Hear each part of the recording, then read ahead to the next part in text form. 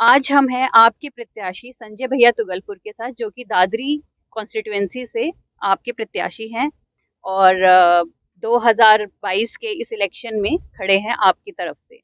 नमस्कार संजय भैया जी। जी नमस्कार। बहुत बहुत धन्यवाद आपका। जी, अब मेरे पास है सत्ता के 7 सवाल आपके लिए।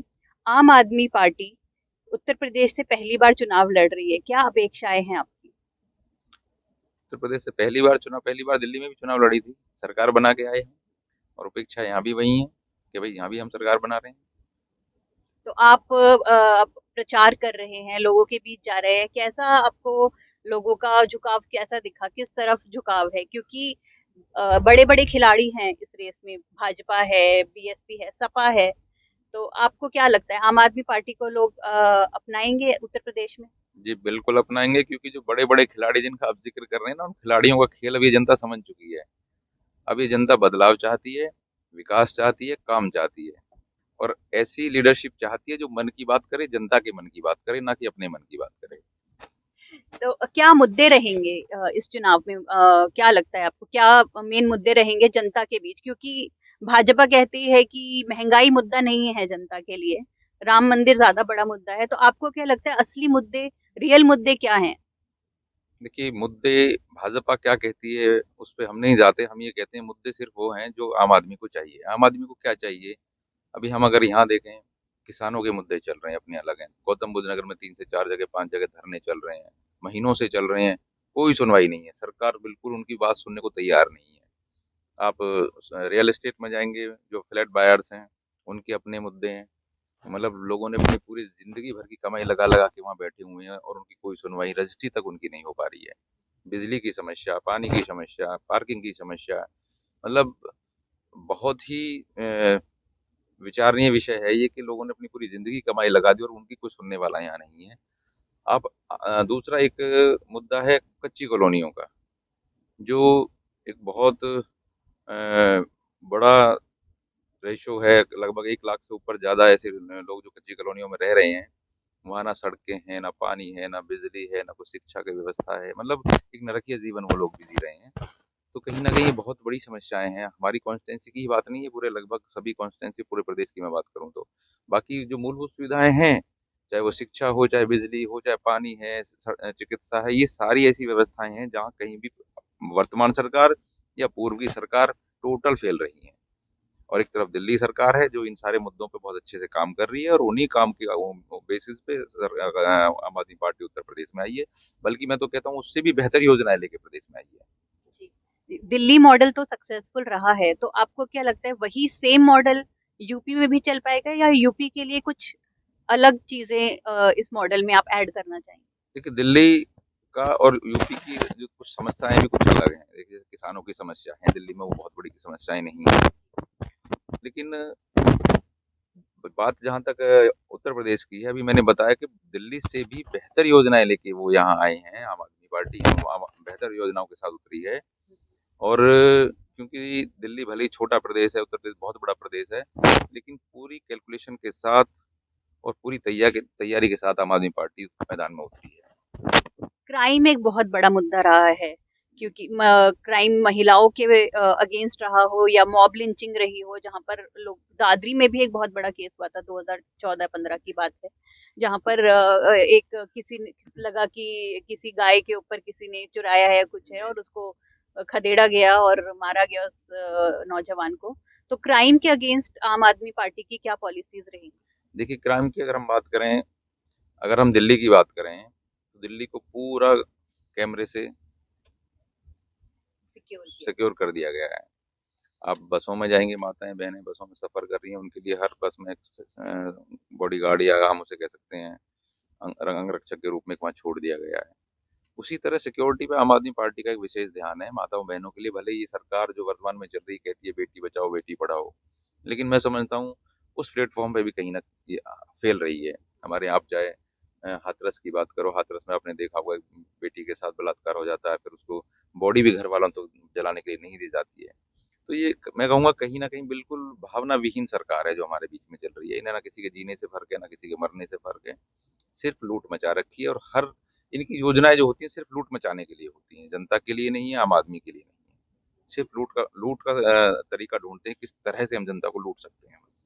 बट योगी जी तो कहते हैं कि हमने बहुत विकास किया है, हम इलाहाबाद का बहुत डेवलपमेंट कर रहे हैं, राम मंदिर हमने बना दिया, डेवलपमेंट बहुत हो रहा है यूपी में।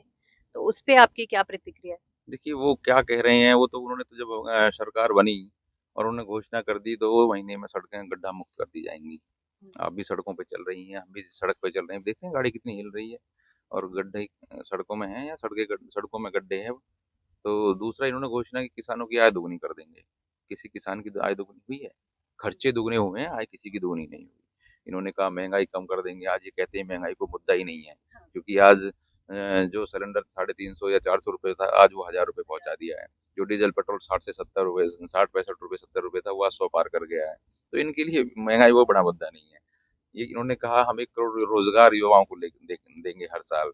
दिया किसी को, जो था वो भी छीन लिया गया। तो इनकी कहनी और इनकी कथनी और करनी का जो फर्क है वो जनता समझ चुकी है। और दूसरी बात आई राम मंदिर की। देखिए ये धर्म की बात है और मैं मानता हूँ अपने अपने धर्म को सबको मानना चाहिए, कोई धर्म बुरा नहीं है, हम किसी का आलोचना नहीं करते, बिल्कुल अच्छी बात है, मानना चाहिए। लेकिन क्योंकि देखिए आज हमारा गणतंत्र दिवस है और बाबा साहब भीमराव अम्बेडकर जी ने ये आज के दिन हमें ये लागू करके दिया। उनका एक स्लोगन था, उनका एक विचार था, उन्होंने मैंने पढ़ा था कहीं कि जिस दिन ये मंदिरों की तरफ मस्जिदों की तरफ लगने वाली लाइनें स्कूल की तरफ मुड़ जाएंगी, उस दिन ये देश अपने आप विकास कर जाएगा, उन्नति कर जाएगा। तो कहीं ना कहीं मंदिर मस्जिद की जरूरत है, मैं नहीं कहता, लेकिन उससे कहीं पहले और कहीं ज्यादा जरूरत अच्छी स्कूलों की, अच्छी शिक्षा की हमें जरूरत है। क्योंकि अगर हम शिक्षित हो जाएंगे, हम विकसित अपने आप हो जाएंगे, हमें अपने कानून जानने का मौका मिलेगा, हमें अपने अधिकार जानने का मिलेगा, हमें अपनी ताकत को जानने का अधिकार मिलेगा। तो आपने आपके मैनिफेस्टो में जनता के लिए क्या ऐसी खास चीजें होंगी, क्या ऐसे प्रोमिसेस होंगे जिन पे आप काम करना चाहेंगे अगर आप सत्ता में आते हैं? देखिए जनता के लिए जो दिल्ली का मॉडल है वो तो ऑलरेडी है ही है। वो दिल्ली मॉडल है जिस मॉडल के ऊपर आम आदमी पार्टी 3 बार लगातार सरकार बनाई है और बहुत अच्छे बहुमत के साथ जनता ने उन्हें समर्थन दिया है। और वो मॉडल वही है जिसमें आम आदमी की मूलभूत सुविधाएं जरूर पूरी होती हैं। अब वो चाहे अच्छी शिक्षा है, अच्छी चिकित्सा व्यवस्था है, अच्छी बस सर्विस है, अच्छी बिजली व्यवस्था है, अच्छी पानी व्यवस्था है, रोजगार व्यवस्था है, अच्छी सड़कों की व्यवस्था है। यही मैं समझता हूँ, यही मूलभूत सुविधाएं हैं जो आम जन को चाहिए होती हैं और उन पे वो पूरी तरह खरी खरी उतरी है। और वही मॉडल लेके उत्तर प्रदेश में आए हैं और उसके अलावा भी बहुत सारी योजनाएं अलग से उत्तर प्रदेश में लेके आए हैं। जैसे कि जो हमारा जो उत्तर प्रदेश का पूरा बजट है, उस पूरे बजट का 25% शिक्षा के ऊपर खर्च करने का योजना है। उसके अलावा 1000 रुपये प्रति माह हमारी जो माताएं बहनें बेटियां जो 18 वर्ष से ऊपर की हैं, उनके लिए हर महीना 1000 रुपये सुविधा शुल्क के रूप में देने की योजना उन्हें है। दिल्ली में 200 यूनिट बिजली फ्री की घोषणा थी, यहाँ 300 यूनिट बिजली फ्री। तो उससे सबके लिए या किसानों के लिए? सबके लिए, सबके लिए। और किसानों के लिए तो टोटल फ्री। किसानों के लिए टोटल फ्री बिजली। और ये 300 यूनिट बिजली फ्री डोमेस्टिक के लिए, और जो पुराने बिल हैं वो माफ। उसके अलावा युवाओं के लिए 10 लाख रोजगार हर साल। और अगर रोजगार नहीं दे पाते हैं तो 5000 रुपये प्रति माह रोजगार भत्ता। तो महिलाओं को भी ध्यान में रखा है, युवाओं को भी ध्यान में रखा है और शिक्षा को भी ध्यान में रखते हुए, मतलब हर विषय पर ध्यान रखते हुए योजना आम आदमी पार्टी बनाती है। और सिर्फ योजनाएं बनाती है और घोषणा नहीं करती है, उनकी जुमलेबाजी नहीं करती है इनकी तरह, उन योजनाओं को जमीन पर उतारने का काम करती है, इम्प्लीमेंट करने का काम करती आपने बोला शिक्षा पे 25% बजट रहेगा। शिक्षक हैं यहाँ के, है जी। उत्तर प्रदेश में, वो काफी परेशान है। कभी टेस्ट होते हैं तो वो लीक हो जाता है, कभी उनकी भर्ती ठीक से नहीं हो पाती है। कई लोग पेंशन को लेके भी विरोध कर रहे हैं, धरना दे रहे हैं, लेकिन उनकी कोई सुनवाई नहीं हो रही है। भर्ती को लेकर भी करीबन 70,000 ऐसे टीचर हैं जो रोज धरना कर रहे हैं लखनऊ के इको गार्डन में। तो उसके लिए आप आम आदमी पार्टी क्या कदम उठाएगी? देखिए बात सिर्फ सिर्फ शिक्षकों की नहीं है, इस सरकार में शिक्षक वर्ग परेशान है, छात्र वर्ग परेशान है, किसान वर्ग परेशान है, पुलिस वर्ग परेशान है, हर वर्ग परेशान है, मैं ये कहूँगा हर वर्ग परेशान है। यहाँ किसी की सुनवाई नहीं है, कोई अपनी मांग रखता है, कोई अपनी आवाज उठाता है, उसको मुकदमे मिलते हैं, पुलिस की लाठियां मिलती हैं, जेल मिलती है, हक किसी को नहीं मिल रहा है। बात आई पेपर लीक की।